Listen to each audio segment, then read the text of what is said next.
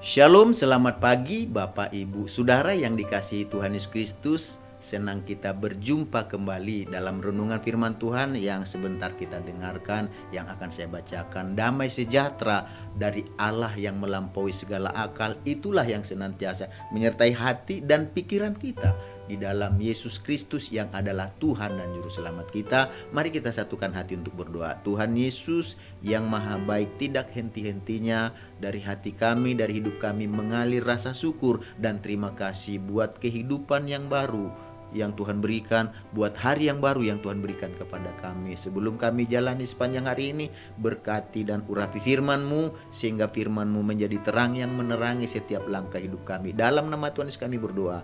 Haleluya. Amin. Firman Tuhan yang akan kita baca hari ini, saya akan bacakan di dalam 1 Tawarit pasal yang ke-14 ayat 8-17. Demikian firman Tuhan. Ketika didengar orang Filistin bahwa Daud telah diurapi menjadi raja atas seluruh Israel, maka majulah semua orang Filistin untuk menangkap Daud. Tetapi Daud mendengar hal itu, lalu majulah ia menghadapi mereka.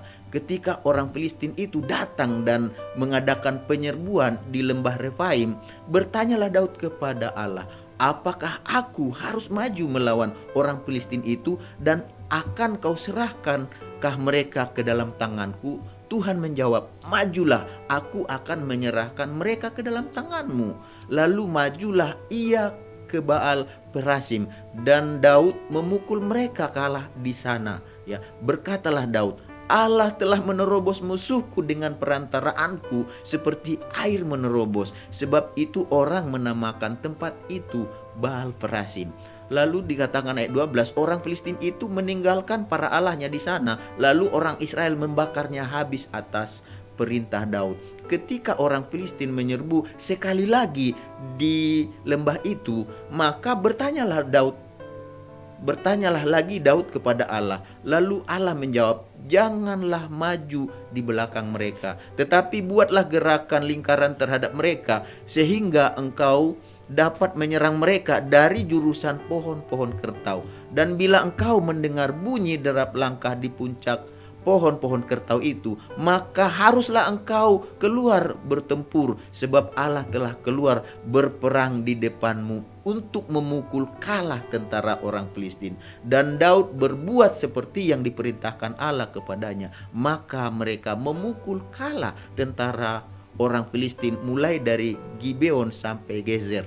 Lalu termasyurlah nama Daud di segala negeri, dan Tuhan mendatangkan rasa takut kepadanya atas segala bangsa. Ini luar biasa. Lalu termasyurlah nama Daud di segala negeri. Siapa yang membuat Daud ini termasyur di segala negeri? Adalah Tuhan. Dan saya percaya kalau Tuhan ada bersama kita, kalau Tuhan di pihak kita, kalau Tuhan yang maju berperang ganti kita, maka kita lebih daripada pemenang. Dari ayat-ayat yang kita sudah baca dan dengarkan hari ini, kita akan berbicara tentang doa sebagai senjata untuk mengalahkan serangan musuh. Doa sebagai senjata untuk menyerang, mengalahkan serangan musuh. Jadi senjata, kalau kita dalam peperangan, senjata itu ada dua fungsi. Senjata itu yang pertama untuk melindungi kita dari serangan musuh.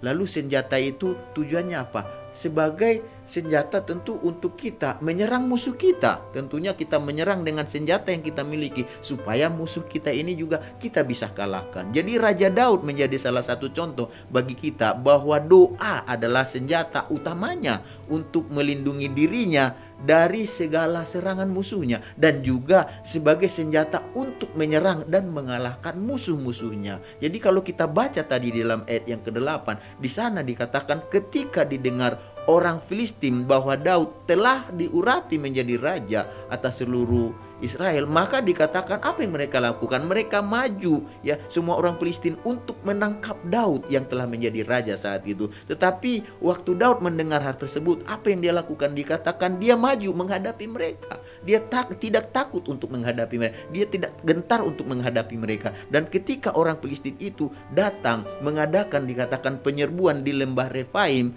bertanyalah Daud. Inilah yang dilakukan oleh Daud. Bertanyalah Daud kepada Allah. Jadi Daud tahu apa yang dia lakukan di tengah situasi di mana dia akan berhadapan dengan musuh yang menyerbu dengan kekuatan yang penuh. Dia tidak perlu takut karena dia tahu dia punya senjata utama. Senjatanya bukan tombak, bukan lembing, bukan senjata perang saat itu. Senjata utamanya adalah dikatakan di sini dia berdoa kepada Tuhan. Dia datang kepada Tuhan. Lalu dia bertanya kepada Tuhan, apakah aku harus melawan orang Filistin itu? Dan akan kau serahkankah mereka ke dalam tanganku? Itulah yang dilakukan Daud pertama sekali. Dan dikatakan di sini Tuhan menjawab, majulah, aku akan menyerahkan mereka ke dalam tanganmu. Lalu apa yang terjadi? Lalu majulah ia berdasarkan perintah Tuhan.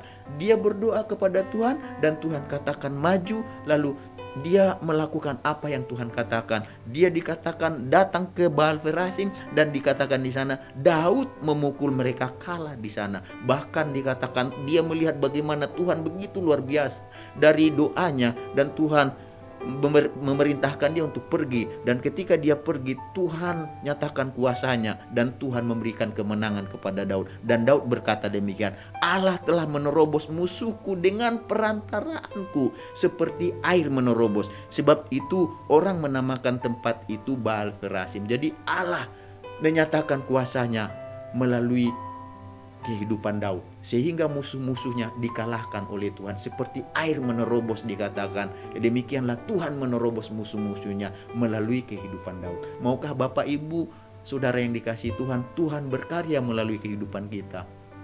Pakailah senjata utama ini. Apakah itu?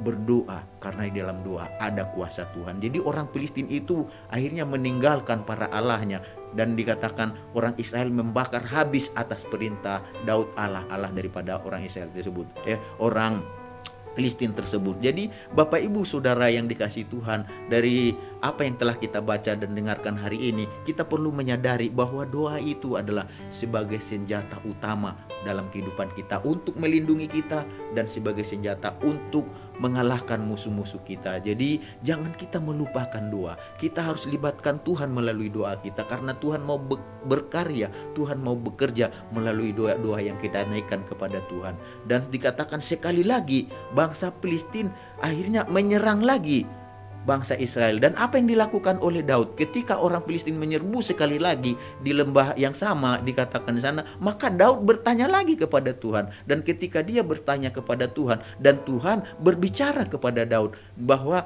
Daud jangan maju, dan saat itu dikatakan biarkan Tuhan yang maju ganti mereka. Lalu apa yang terjadi? Dikatakan di sini bahwa dikatakan Allah telah berperang dan akan ada di depan mereka. Akhirnya karena Allah di depan mereka, Allah memukul kalah orang-orang Filistin, tentara Filistin. Dan apa yang dikatakan oleh Daud bahwa dia melakukan di dalam ayat 16, dan Daud berbuat seperti yang diperintahkan Allah kepada mereka, maka mereka memukul kalah tentara Filistin mulai dari Gibeon sampai Gezer. Jadi Bapak Ibu Saudara yang dikasihi Tuhan, doa kepada Tuhan harus disertai dengan ketaatan kepada perintah Tuhan. Jadi doa dan firman Tuhan itu adalah satu hal, dua hal, tetapi itu adalah satu hal yang harus kita lakukan dalam kehidupan kita. Karena apa? Doa yang disampaikan kepada Tuhan tanpa melakukan apa yang Tuhan mau, maka senjata ini tidak akan ampuh. Tetapi ketika kita berdoa sama seperti Daud berdoa kepada Tuhan, dia dengarkan apa yang Tuhan mau, apa yang Tuhan inginkan, apa yang Tuhan perintahkan. Lalu berdasarkan perintah Tuhan tersebut, berdasarkan kehendak Tuhan tersebut, perkataan Tuhan tersebut, ketika dia lakukan, maka doa itu menjadi berkuasa. Jadi doa dan firman Tuhan itu adalah dua hal yang harus kita lakukan dalam kehidupan kita. Ketika kita berdoa, lakukan kebenaran firman Tuhan, maka kita percaya sama seperti Daud, Allah akan memakai kita menerobos musuh-musuh kita, sama seperti air menerobos dikatakan, demikianlah Tuhan akan berkarya melalui hidup kita. Jadi Bapak Ibu Saudara yang dikasihi Tuhan Yesus, apapun masalah, pergumulan, persoalan kita, jangan berhenti berdoa. Teruslah berdoa, jangan jemu-jemu untuk berdoa. Karena apa? Tuhan berkuasa melalui doa-doa kita. Tuhan dinyatakan melalui doa-doa kita. Tuhan berkarya lewat kehidupan kita melalui senjata utama yang dipakai oleh Daud, dan itu juga yang kita pakai untuk mengalahkan berbagai masalah, persoalan, pergumulan kita. Apakah itu? Doa.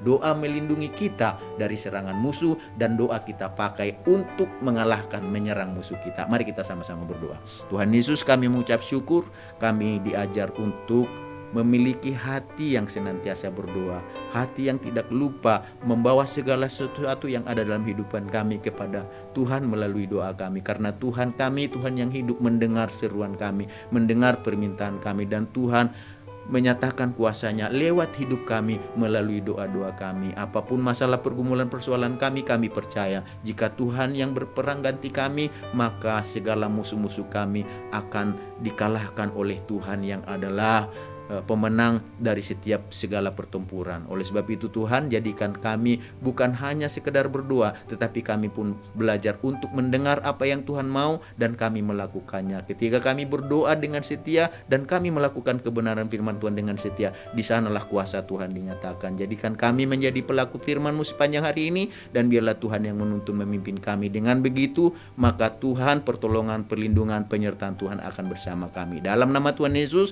kami menjalani sepanjang hari ini. Haleluya. Amin. Selamat beraktivitas. Tuhan Yesus memberkati kita semuanya.